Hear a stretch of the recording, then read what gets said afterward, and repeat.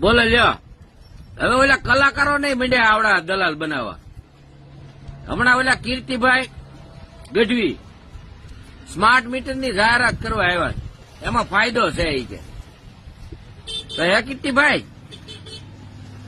આ ઓલા રાજકોટની અંદર અગ્નિકાંડ થયો, સુરતમાં અગ્નિકાંડ થયો, પછી આ બરોડાની અંદર ઓલા બોટ કાંડ થયો, તે તમારી સહાનુભૂતિ ક્યાં કરી ગઈ હતી?